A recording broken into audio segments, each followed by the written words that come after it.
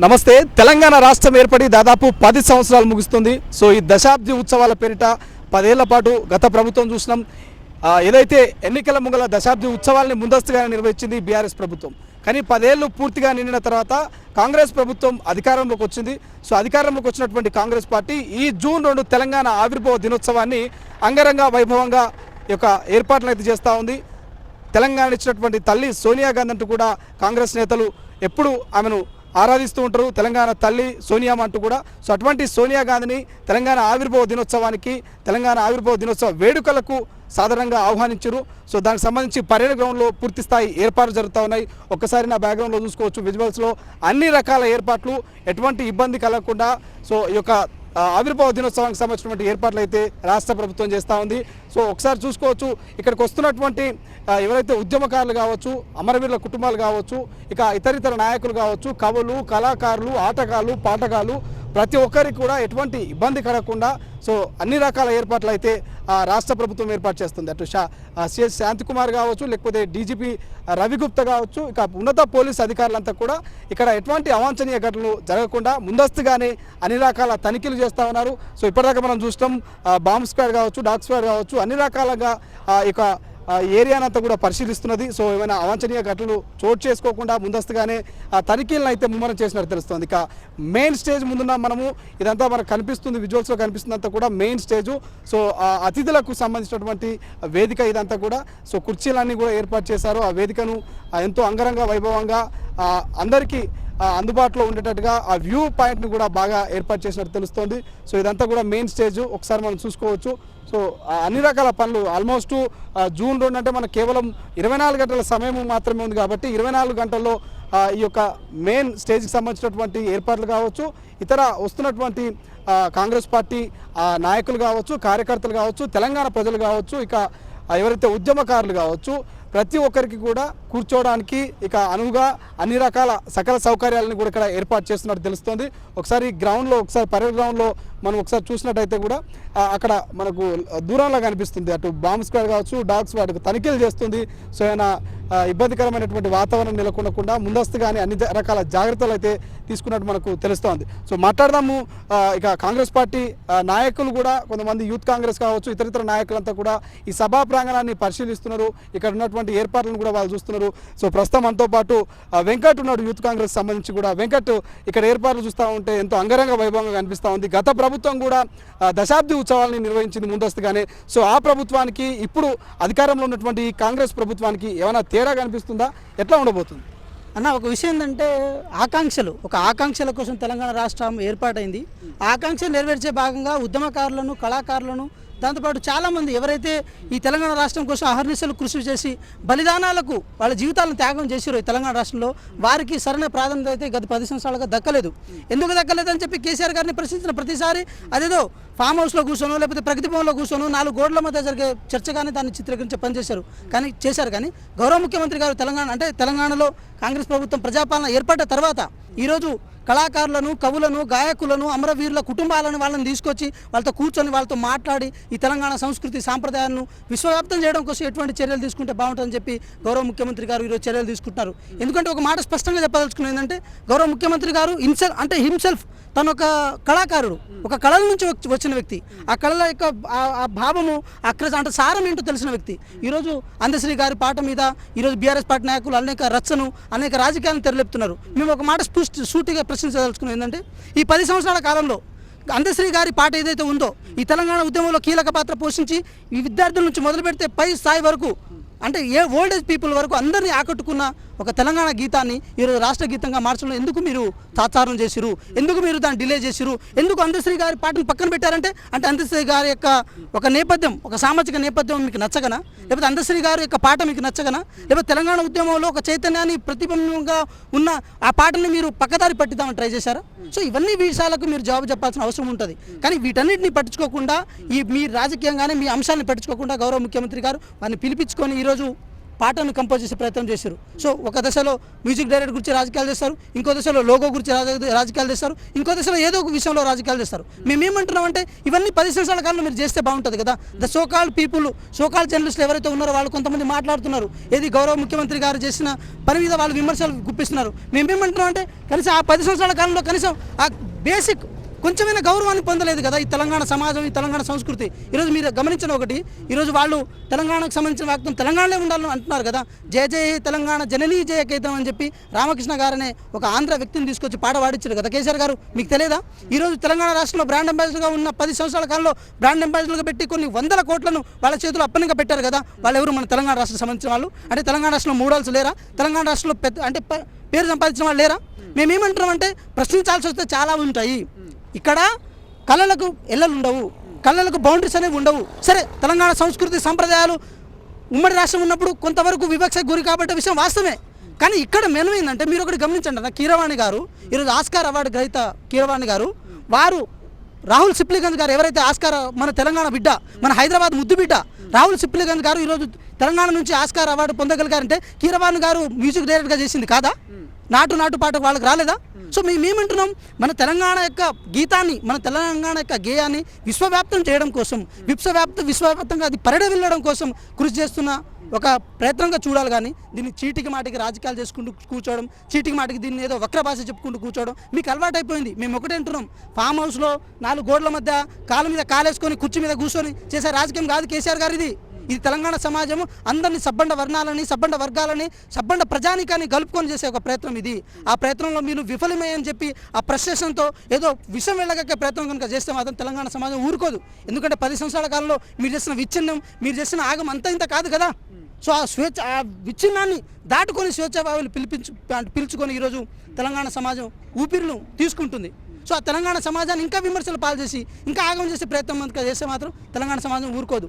So Venkat, ప్రధానంగా ఇటు కేటీఆర్ కావచ్చు, ఇక బీఆర్ఎస్ ఇతర నాయకులంతా కూడా మేము చేసిన నిరసన వల్లనే లోగో విషయంలో, ఇక తెలంగాణ తల్లి యొక్క రూపురేఖల మార్పు విషయంలో రాష్ట్ర ప్రభుత్వం కొంత వెనక్కి తగ్గిందనేటువంటి ప్రచారం కూడా చేస్తూ ఉన్నారు. సో వాస్తవానికి ఏం జరిగింది? ఎందుకు లోగో విషయంలో ప్రభుత్వం ఎందుకు కొంత ఆలస్యం చేస్తూ ఉంది? ఇప్పుడు రాచకొండ రాచరికం నుంచి మీ రాచరికం వరకు ఈ తెలంగాణ సమాజం ఆ రాచరికాన్ని చూసింది, మీ రాచరికాన్ని చూసింది. మీరేదో ధర్నాలు చేస్తేనో ఏదో చేస్తూ ఆగిపోలేదు. కేబినెట్ సమావేశం తీసుకోవాలి, అంటే అందరూ సమష్టిగా నిర్ణయం తీసుకోవాలన్న ఉద్దేశంతో దాన్ని ఆపారు తప్ప తాత్కాలికంగా దాన్ని ఏదో నిజంగా ఆపాలన్న ప్రయత్నం అయితే చేయలే. మేమేమంటున్నామంటే మీరు క్లెయిమ్ చేసుకుంటున్నారు కదా, అంటే ఈ ప్రభుత్వంలో జరిగే మార్పులని దీనికని క్లెయిమ్ చేసుకునే స్వేచ్ఛను మీరు పొందగలిగారంటే that because of the greatness of Congress party, that because of greatness of Revanth Reddy garu. ఆ విషయం మీరు గుర్తుపెట్టుకోండి. కేటీఆర్ గారు మీరు మీ ట్విట్టర్ వేదికలో, అంటే లేకపోతే మీ ఇన్స్టాగ్రామ్ వేదికలో, మీ ఫేస్బుక్ వేదికలో పనికిరాని మాటలు, పనికిరాని చెత్త విషయాలన్నీ రాసుకుంటూ పోయి మీ సోషల్ మీడియా వాళ్ళకి చెప్పుకుంటూ పోతున్నారు కదా. శాంక్టిటీ ఉండాలి, శాస్త్రీయ ఉండాలి. ఒక శాస్త్రీయబద్ధంగా ఏదైనా చెప్పినప్పుడు తెలంగాణ ప్రజలు నమ్ముతారు. ఏది చేసినా ప్రతి చిన్నదానికి రాజకీయం, ప్రతి చిన్నదానికి ఫేక్ ఒక డాక్యుమెంట్ తీసుకురావడం, ఫేక్ అంశాలను తీసుకురావడం, లేనిది ఉన్నట్టు ఉన్నది లేనట్టు ఏదో కాంగ్రెస్ పార్టీ గత కొద్ది రోజుల్లో ఏదో మార్చడం అంటే మేము ప్రజల జీవితాన్ని మార్చాలనుకుంటున్నాము, ప్రజల యొక్క ఈ రాచరిక వ్యవస్థ నుంచి ప్రజాస్వామ్యం వైపు తీసుకెళ్దామని అనుకుంటున్నాం. కానీ అదేదో మార్పు అంటే కేవలం మేము మార్చుకోవడం కాదు. కేటీఆర్ గారు మీరు ఒకటి గమనించండి, మాకు ఈ కాంగ్రెస్ పార్టీ గవర్నమెంట్కి స్పష్టత ఉంది, గౌరవ ముఖ్యమంత్రి గారికి స్పష్టత ఉంది. ఈ తెలంగాణ రాష్ట్రంలో మీ ప్రభుత్వాన్ని గద్దెదించడంలో ఎవరైతే క్రియాశీల పాత్ర పోషించారో వాళ్ళకి స్పష్టత ఉంది. మీరు కన్ఫ్యూజన్లకు వెళ్ళకండి, మీరు కన్ఫ్యూజన్లకు వెళ్ళి ఈ తెలంగాణ ప్రజలను కన్ఫ్యూజ్ చేసే ప్రయత్నం చేయకండి. ఇంకో విషయం ఏంటంటే ఎన్నిసార్లు తెలంగాణ ప్రజలను కన్ఫ్యూజ్ చేయాలని మీరు అనుకుంటారో అన్నిసార్లు మీరు డిఫెన్స్లో పడిపోయే ప్రయత్నం జరుగుతుంది. కాబట్టి మేము ఒకటే అంటున్నాం, తెలంగాణ రాష్ట్రం విషయానికి వచ్చినప్పుడు, తెలంగాణ యొక్క సంస్కృతి సాంప్రదాయాల విషయానికి వచ్చినప్పుడు రేపు జరగబోయే June 2 ఏదైతే ఉందో ఆ June 2 కార్యక్రమం తెలంగాణ ఆవిర్భావ దినోత్సవం ఏదైతే ఉందో దాన్ని ఘనంగా జరపడంతో పాటు ఈ తెలంగాణ రాష్ట్రం గత 10 సంవత్సరాలుగా 2014 కంటే ముందేమో పెత్తందారు నుంచి మనం విముక్తి పొందినాం, 2023లో ఏమో రాచరికం నుంచి విముక్తి పొందినాం. ఇప్పుడు ప్రజాస్వామ్యబద్ధంగా ఉన్నాము. ఈ ప్రజాస్వామ్యబద్ధంగా ఉన్న తెలంగాణని ప్రజాస్వామ్యయుతంగా మార్చాలంటే కొన్ని అంశాలని మార్పు చేసుకుంటూ పోవాలి. కొన్ని సిగ్నల్స్ని, కొన్ని ఇండికేషన్ని మార్పు చేసుకుంటూ పోయినప్పుడే ఈ తెలంగాణ ప్రజలు అడాప్ట్ చేసుకోవడానికి వీలుంటుంది. సో మేమేమంటున్నాం, రాచరికం నుంచి ప్రజాస్వామ్యానికి పరిడవిల్లుతున్న తెలంగాణని ఆహ్వానించడంలో కనుక కేసీఆర్ గారు ఫెయిల్ అయితే ఇంకా మీ రాచరికం మీ నెత్తి మీద తాండమాడుతుందైతే మేము అనుకుంటాం. మాజీ ముఖ్యమంత్రి కల్వకుంట్ల చంద్రశేఖరరావు గారికి కూడా మీ ప్రభుత్వం ఆహ్వానాన్ని పంపించింది. సో ఆయన వచ్చే అవకాశం ఉందనుకుంటున్నారా, వస్తారనుకుంటున్నారా? ఇప్పుడు మర్యాదపూర్వకంగా పిలవడం బాధ్యత, రావడం రాకపోవడం అది మన చేతిలో లేని పని. గౌరవ ముఖ్యమంత్రి గారు ప్రోటోకాల్ సంబంధించిన ఎవరైతే సలహాదారులు ఉన్నారో వేణుగోపాల్ గారి చేత వారి చేత అంటే పిలిపించే ప్రయత్నం చేశారు. రావాలని కోరుకుంటాం. ఎందుకంటే 10 సంవత్సరాల కాలం పాటు వాళ్ళ చేతుల్లో జరిగింది కాబట్టి ఇంకా రావాలని కోరుకుంటాం. లేదు రాకపోవాలంటే నీ సంకుచిత మనస్తత్వం, నీ వక్ర బుద్ధి ఇంకా అది వర్ధిల్లుతుందని అనుకోవాలి. నీకు ఇంకా వక్ర బుద్ధి ఉందని అనుకోవాలి. సో దానికి మేమేం సమాధానం చెప్పాల్సిన అవసరం లేదు. తెలంగాణ ప్రజలైతే గుర్తిస్తారు కదా. అసెంబ్లీ సమావేశాలు నువ్వు ఎట్లాగో రాలే, మిగతా ఏ సంబంధించిన ప్రభుత్వ కార్యక్రమాలకు నువ్వు రాలే. ఈరోజు ఆవిర్భావ సభ కూడా ఆవిర్భావ వేడుక కూడా నువ్వు రాలేదంటే రేవంత్ రెడ్డి గారు ముఖ్యమంత్రి అవ్వడానికి నువ్వు జీర్ణించుకోలేదనో, లేకపోతే రేవంత్ రెడ్డి గారు ముఖ్యమంత్రి అవ్వడానికి నీ మనసు ఒప్పుతలేదని మాత్రం తెలంగాణ ప్రజలు అర్థం చేసుకుంటారు. సో ఏంటంటే గౌరవప్రదంగా వారు ప్రతిపక్ష నాయకునిగా వారిని ఇప్పటికీ గౌరవ ముఖ్యమంత్రి గారు గౌరవిస్తారు. వారి గౌరవాన్ని ఎప్పటికీ కాపాడుకునే ప్రయత్నం అయితే చేస్తారు. అది కనుక అందిపుచ్చుకోవడంలో ఆయన ఫెయిల్ అయితే మాత్రం కాంగ్రెస్ పార్టీగా చేసేది ఏం లేదు. సో ఒక్క మాట మాత్రం స్పష్టంగా చెప్పదలుచుకున్నామన్నా. ఒక విషయం ఏంటంటే డే 1 నుంచి గౌరవ ముఖ్యమంత్రి గారు ముఖ్యమంత్రి అయినప్పటి నుంచి, రేవంత్ రెడ్డి గారు ముఖ్యమంత్రి అయినప్పటి నుంచి వాళ్ళ కళ్ళు మంట కడుపు మంట ఇంకా రోజు పెరుగుతూనే ఉంది.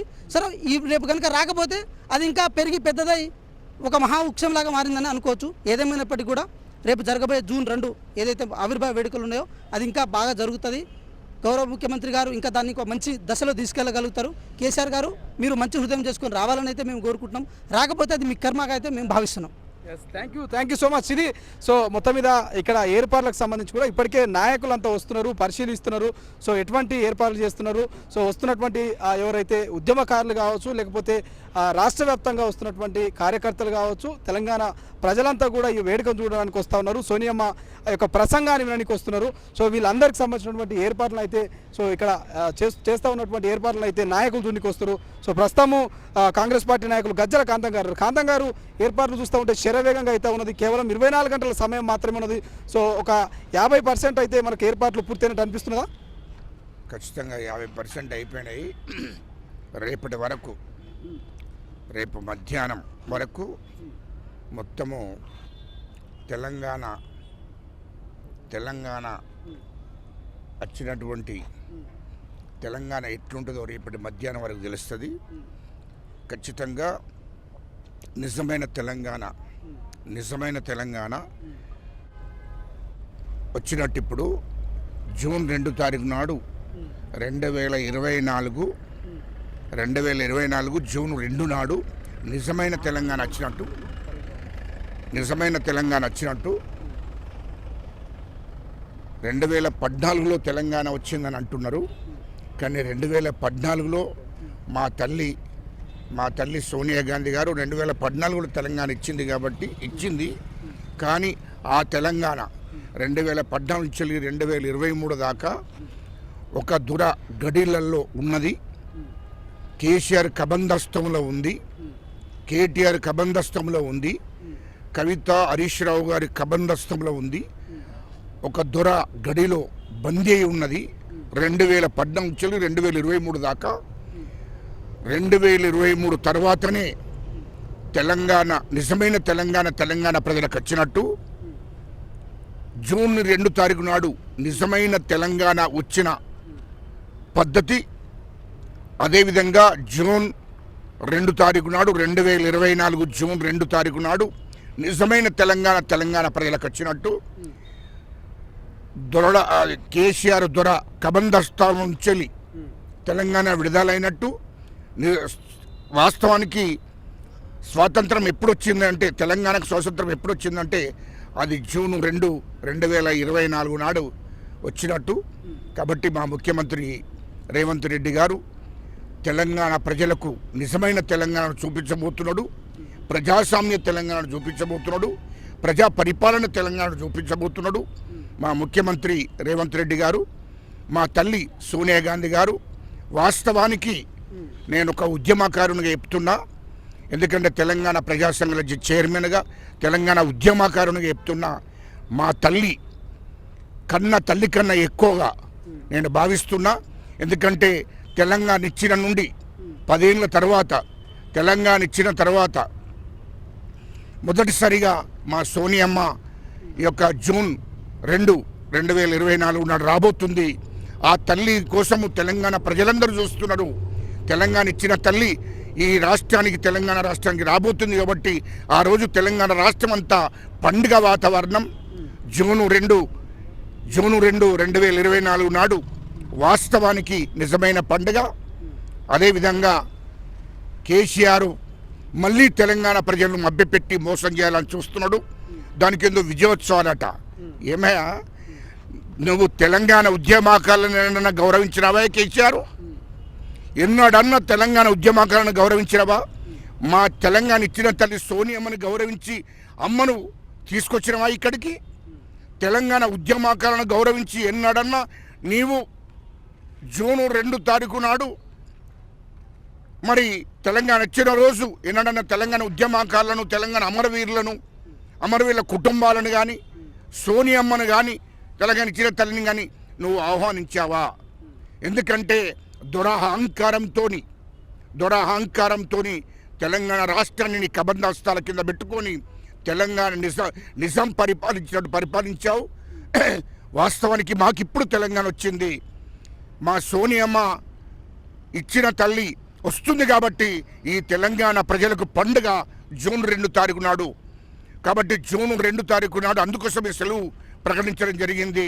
మా ప్రభుత్వము, కాంగ్రెస్ ప్రభుత్వము, తెలంగాణ ప్రజలందరూ కూడా గ్రామాలలో, మండలాలలో, జిల్లాలలో మరి రాష్ట్ర వ్యాప్తంగా పండుగ రోజు అది పండుగ చేసుకుంటారు. మాకు జూన్ 2 తారీఖు నాడే నిజమైన స్వాతంత్రం వచ్చింది తెలంగాణ కానీ ఈ సందర్భంగా మేము భావిస్తున్నాం. ఖచ్చితంగా రేపు వేలాది మంది విద్యార్థులు, ఉద్యోగ సంఘాలు, తెలంగాణ ఉద్యమకారులు, ఆ కార్మికులు, కర్షకులు అనేక మంది ఉద్యమం చేసినటువంటి వీరులందరూ రేపు ఇక్కడికి రాబోతున్నారు. పెద్ద పండుగ వాతావరణం జూన్ 2, 2024 రోజున పెద్ద పండుగ వాతావరణం కాబోతుంది ఇక్కడ. ఖచ్చితంగా అందరూ కూడా మా ముఖ్యమంత్రి గారు, మంత్రివర్గము, ఎమ్మెల్యేలు, ఎంపీలు, అన్ని వర్గాల ప్రజలు కూడా ఇక్కడికి రాబోతున్నారు. మీడియా కూడా రాబోతుంది. కాబట్టి అదంతా పండుగ, నిజమైన పండుగ జరుపుకుంటున్న సంతోషం ఇప్పుడు మాకు కలిగిందని చెప్పి సందర్భంగా తెలియజేస్తున్నాను. రైట్, ఇది గజ్జల కాంత్ అని చెప్పినట్టుగా సో విద్యార్థి సంఘ నాయకులు కావచ్చు, ఉద్యమకారులు, అదేవిధంగా ఎవరైతే అమరుల కుటుంబాలు కావచ్చు, అందరినీ కూడా ఒకే వేదిక మీద ఈ తెలంగాణ ఆవిర్భావ దినోత్సవం నాడు చూడబోతా ఉన్నాం. సో దానికి సంబంధించిన ఏర్పాట్లు వేదికనే సిద్ధమవుతా ఉన్నది. సతీష్ మాదిగ గారు ఉన్నారు. సో సతీష్ మాదిగ గారు, మీకు సంబంధించి ఇప్పటికే మీ పార్టీకి సంబంధించి కూడా లోగో ఇష్యూ ఒకటి నడుస్తున్నది. ఆ పాటకు సంబంధించినటువంటి ఇష్యూ కొంత నడుస్తూ ఉన్నది. కేవలం మా నిరసనల ద్వారానే ప్రభుత్వం వెనక్కి తగ్గి ఈ లోగో కావచ్చు, ఇతర అంశాలని కొంత తెర మీదకి తీసుకురావట్లేదు, తర్వాత చూద్దామంటున్నట్టు కొంత కామెంట్స్ వినిపిస్తున్నాయి. ఏం చెప్తారు దీనికి? ఇప్పుడు తెలంగాణ పాట విషయానికి వస్తే, జాతీయ గీతం విషయానికి వస్తే, వాస్తవానికి జయ జయ హే తెలంగాణ జనని జనకేతనం అనే సాంగ్ను, ఆ పాటను రచించిన వ్యక్తి ఒక దళితుడు, అందశ్రీ, దట్టు మాదిగ కులానికి సంబంధించుకున్న వ్యక్తి. అంటే అలాంటి వ్యక్తి ఇలాంటి గొప్ప గీతం రాసిండు కనుక అది ఉద్యమ సమయంలో అక్కడికి వచ్చి ఉండొచ్చు. కానీ తెలంగాణ రాష్ట్రం వచ్చిన తర్వాత కేసీఆర్ దొరగారికి దళితులు రాసిన పాట ఒక తెలంగాణ గీతంగా, ఒక తెలంగాణ జాతీయ గీతంగా ఆయనకు ఇష్టం లేనట్టున్నది. అందుకొరకే అధికారికంగా దాన్ని ప్రకటించలేదు. నిజంగానే ప్రకటించేవాడేమో ఈ పాట కేసీఆర్ రాస్తే, కేసీఆర్ గారు ఈ పాటను రాస్తే జాతీయ గీతంగా చెప్పుకునేవాడు. లేకపోతే అదే ఆయన సామాజిక వర్గానికి సంబంధించుకున్న వ్యక్తి ఈ పాట రాసింటే చెప్పేవాడేమో. కానీ ఈ పాట రాసిన వ్యక్తి ఒక దళితుడు, ఒక మాదిగ కులానికి సంబంధించుకున్న వరంగల్ వాసి అందశ్రీ గారు. అయితే ఈ పాటను ఇందుకొరకే తను తెరమరుగు చేసినట్టుగా అధికారికంగా ఈ పాటను ప్రకటించకపోవడం అనేది మేము భావిస్తున్నాం. ఎందుకొరకంటే కేసీఆర్ గారు మొదటి నుంచి కూడా దళిత వ్యతిరేకంగా వ్యవహారం చేసుకుంటూ వస్తుంది. తెలంగాణ ఉద్యమ సమయంలో దళితుడు ముఖ్యమంత్రి అని చెప్పిండు ఆయన. తెలంగాణ రాష్ట్రం వచ్చింది, తాను ముఖ్యమంత్రి అయి కూర్చున్నాడు. అంటే 14 సంవత్సరాలు దళితుడు ముఖ్యమంత్రి అవుతాడు. దళితుడు ముఖ్యమంత్రిని చేసి నేను కాపలా కుక్కలాగా ఉంటానన్నాడు ఆయన.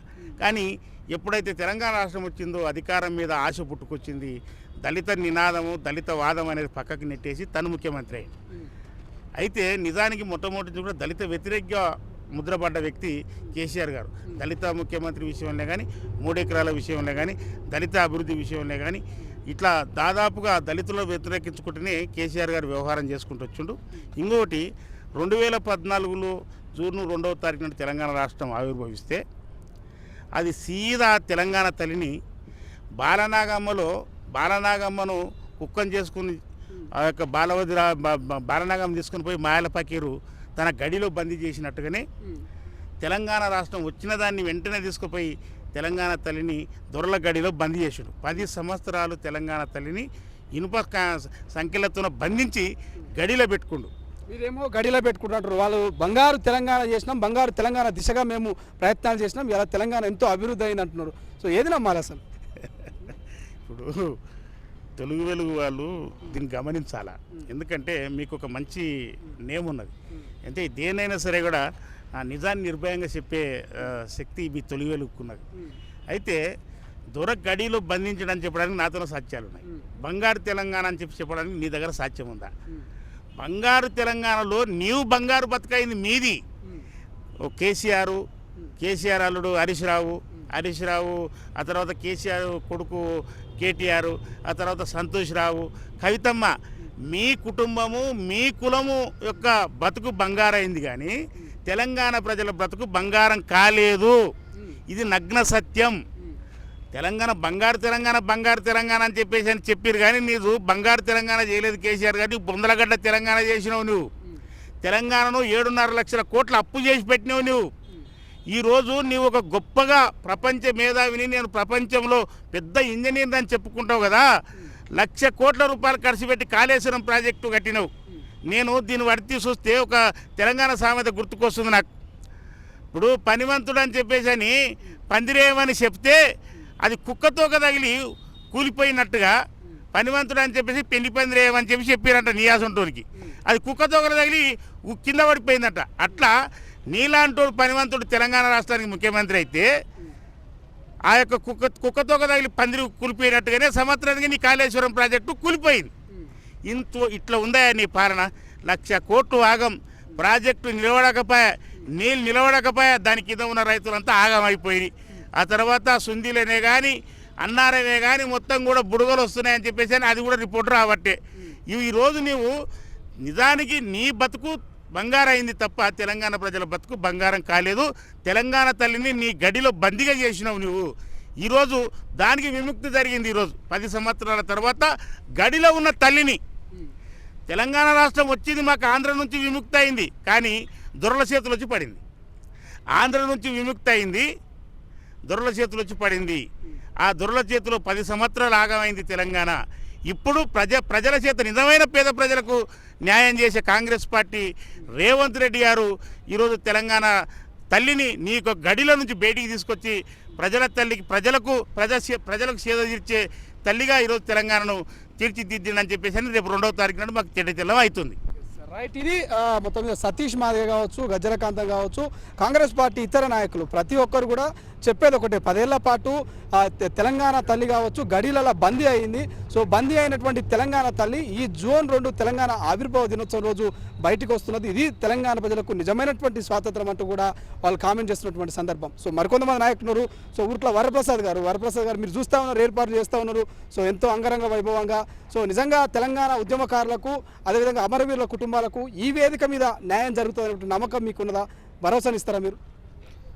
100% మా నాయకుడు గౌరవనీయులు రాష్ట్ర ముఖ్యమంత్రి వర్యులు రేవంత్ రెడ్డి గారి నాయకత్వంలో తప్పకుండా ఉద్యమకారులకు తెలంగాణ ఆవిర్భావం కోసం ఎవరెవరైతే త్యాగాలు చేశారో, ఎవరెవరైతే ప్రాణాలు ఇచ్చారో, ఎవరెవరైతే పోరాటాలు చేశారో వారందరినీ కూడా గుర్తించి 100% వాళ్ళ కుటుంబాలకు న్యాయం చేయగలిగేది రేవంత్ రెడ్డి గారే, కాంగ్రెస్ పార్టీ అని చెప్పి ఈ సందర్భంగా తెలియజేస్తా ఉన్నాం. ఇక ముఖ్యమంత్రి ఉన్నటువంటి రేవంత్ రెడ్డి గారు గతంలో తెలంగాణ ఉద్యమ సమయంలో తెలంగాణ ఉద్యమకారుల మీదకి తుపాకీ ఎక్కుపెట్టిరు. అటువంటి నాయకుడికి వాళ్ళ తెలంగాణ మీద తెలంగాణ ఉద్యమకారుల గురించి మాట్లాడే అర్హత లేదంటూ కూడా బీఆర్ఎస్ పార్టీ నాయకులు అంటున్నారు. ఎట్లా చూస్తారు దీన్ని? ఎట్లా ఎక్కిపోయిస్తారు? వాళ్ళ ఆరోపణలు తప్పంటా ఉన్నారు. ఆ రోజు తెలంగాణ ప్రాంతానికి సంబంధించినటువంటి ప్రతి ఒక్కరు కూడా తెలంగాణ ఆవిర్భావంలో అందరూ కూడా వాళ్ళ భాగస్వామ్యాన్ని అందించారు. రేవంత్ రెడ్డి గారు కూడా తెలంగాణ కోసం ఉద్యమాలు చేశారు, ఉద్యమాలలో పాల్గొనడం కూడా జరిగింది. అయితే అప్పుడు ఉన్నటువంటి బీఆర్ఎస్ నాయకులు కొన్ని ఛానళ్లను వాళ్ళ చేతిలో పెట్టుకొని వాళ్ళు చేస్తున్నటువంటి కార్యక్రమాలను ఎక్స్పోజ్ చేశారు తప్ప ఇటు కాంగ్రెస్ పార్టీ నాయకులు చేసినటువంటి ఉద్యమాలను కానీ, అంటే మా పొన్నం ప్రభాకర్ అన్న కానీ, మా మధుయాష్ కన్న కానీ, శ్రీధర్ బాబు గారు కానీ, ఈ విధంగా ఆ రోజు ఉన్నటువంటి ఎంపీలు కానీ మంత్రులు కానీ తెలంగాణ కోసం అప్పుడు శ్రీధర్ బాబు గారు మరి బిల్లు పాస్ చేసినటువంటి సందర్భాన్ని కూడా ఈ సందర్భంగా గుర్తు చేస్తూ ఉన్నా. ఎన్ని కార్యక్రమాలు చేసినా కాంగ్రెస్ నాయకులు కానీ ఇతర నాయకులు కానీ ఇతర పార్టీకి సంబంధించినటువంటి తెలుగుదేశం ఆ రోజులో ఉన్నటువంటి తెలుగుదేశం పార్టీలో ఉన్నటువంటి రేవంత్ రెడ్డి గారు చేసినటువంటి కార్యక్రమాలను కానీ వాళ్ళు ఎక్స్పోజ్ చేయకుండా కేవలం వాళ్ళ ఉద్యమాన్ని మాత్రమే హైలైట్ చేసుకుంటూ దాన్ని మాత్రమే ప్రచారం చేసుకుంటూ పోవడం జరిగింది తప్ప వాస్తవంగా రేవంత్ రెడ్డి గారికి కూడా తెలంగాణ ఉద్యమంతో సంబంధం ఉంది. సరే, ఇంకొకటి, తెలంగాణ ఉద్యమం జరిగింది, తెలంగాణ ఏర్పాటైంది, తెలంగాణ ఉద్యమకారులు, తెలంగాణ ప్రజలు, కాంగ్రెస్ పార్టీ, మరి శ్రీమతి సోనియా గాంధీ గారు తెలంగాణ ఇచ్చిండ్రు. మరి సుదీర్ఘ తెలంగాణ ప్రజల పోరాట ఫలితంగా సోనియా గాంధీ గారు తెలంగాణ ప్రజల ఆకాంక్షలను నెరవేర్చు మరి మా పోరాటానికి చరమగీతం పాడుతూ సోనియా గాంధీ గారు తెలంగాణ ఇచ్చినటువంటి విషయం కూడా మనందరికీ తెలుసు. కాబట్టి అలాంటి సోనియా గాంధీ తెలంగాణ తల్లిగా ఈరోజు తెలంగాణ ప్రజలందరూ భావిస్తారు. ప్రత్యేకంగా కాంగ్రెస్ పార్టీ నాయకులు కానీ కార్యకర్తలు కానీ సోనియా గాంధీ గారిని అమ్మగా మరి భావిస్తారు. కాబట్టి అలాంటి తెలంగాణ తల్లిగా ఉన్నటువంటి సోనియా గాంధీ గారు 2వ తారీఖు వస్తూ ఉన్నారు. మరి తెలంగాణ రాష్ట్రంలో ఎవరెవరైతే తెలంగాణ ఆవిర్భావం కోసం పోరాటం చేశారో, ప్రాణత్యాగాలు చేశారో అలాంటి కుటుంబాలన్నింటినీ కూడా తప్పకుండా, ఎందుకంటే 10 సంవత్సరాలుగా కేసీఆర్ గారు వాళ్ళను ఆగం చేయడం జరిగింది. వాళ్ళ పోరాటాలకు గుర్తింపు లేకుండా, వాళ్ళు చేసినటువంటి త్యాగాలకు గుర్తింపు లేకుండా చేసినటువంటి వ్యక్తి కేసీఆర్. కాబట్టి అట్లాంటి వ్యక్తులందరినీ కూడా గుర్తించి అట్లాంటి వ్యక్తులందరూ కూడా న్యాయం చేయాలనేటువంటి ఉద్దేశంతోనే వాళ్ళు ఇంకోటి, కేవలం ప్రభుత్వం ఏర్పడి 3-4 నెలలు మాత్రమే అవుతా ఉంది. ఇప్పుడే అన్నీ అంటే 5 సంవత్సరాలలో చేయాల్సినటువంటి పనులన్నీ కేవలం 3 నెలలనే చేయాలన్నట్టు రీతిగా ఇంత తొందరపాటుగా ఈ ప్రతిపక్షాలు వ్యవహరిస్తూ ఉన్నాయి. కాబట్టి ఈ వ్యవహారం అనేది గతంలో ఎప్పుడు లేదు. ఎప్పుడైనా ప్రభుత్వం ఏర్పడిన తర్వాత 6 నెలల నుంచి సంవత్సరం వరకు కూడా ప్రభుత్వానికి అవకాశం ఇచ్చేవాళ్ళు. ఎందుకంటే ప్రజలు తీర్పు ఇచ్చారు. ప్రజల తీర్పును గౌరవించి కొంతకాలమన్నా ప్రతిపక్షాలు వెయిట్ చేయాల్సినటువంటి అవసరం ఉంది. 3 నెలలనే ఏదో మునిగిపోయినట్టు మొత్తం ముంచేసినట్టుగా కాంగ్రెస్ను బదనాం చేయడమే పనిగా పెట్టుకున్నారు. డే 1 నుంచి కాంగ్రెస్ పార్టీని బదనాం చేస్తూ ఉన్నారు. కాబట్టి వైఖరి ప్రతిపక్షాలు ఏదైతే వైఖరితో వ్యవహరిస్తున్నాయో చాలా ప్రమాదకరమైన, మంచి సాంప్రదాయం కాదు. భవిష్యత్తులో ఖచ్చితంగా రేవంత్ రెడ్డి గారి నాయకత్వంలో తెలంగాణ రాష్ట్రంలో ఉన్నటువంటి ప్రతి ఉద్యమకారునికి, ఎవరెవరైతే ప్రాణాలు అర్పించినటువంటి వ్యక్తులను మొదలుకొని తెలంగాణ కోసం త్యాగం చేసిన ప్రతి వారిని గుర్తించేటువంటి బాధ్యత తనదని రేవంత్ రెడ్డి గారు చెప్పడం జరిగింది. ఒక్కొక్కరిగా ఎవరిని కూడా మిస్ కాకుండా అందరినీ కూడా గుర్తించే పనిలో రాష్ట్ర ప్రభుత్వం ఉంది. అందరికీ కూడా న్యాయం జరుగుతుంది. అది కాంగ్రెస్ పార్టీతోనే సాధ్యం, రేవంత్ అన్నతోనే సాధ్యం అని చెప్పి చెప్తా ఉన్నాం. Thank you so much. ఇది చాలామంది నాయకులు ఉన్నారు, వాళ్ళతో కూడా మాట్లాడేద్దాం. ఇక వేదికకు సంబంధించి ఈ ఒక పరేడ్ గ్రౌండ్ సంబంధించినటువంటి పూర్తి డీటెయిల్స్ కూడా మనం ముందు చూద్దాం. అసలైన తొలి వెలుగు. ఫాలో వాట్సాప్ @తొలి వెలుగు అఫీషియల్.